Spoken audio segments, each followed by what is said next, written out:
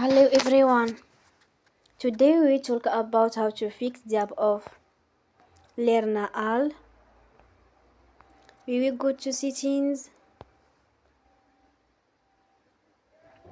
then we click on apps.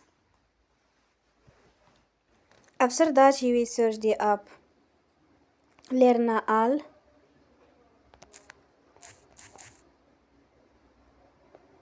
And we click. Then we will on for stop. After that we will go to storage. Then we click on clear cache. In the end, turn off your phone and you will recharge your phone again. Don't forget to support us by like and subscribe. See you next time and thank you for watching.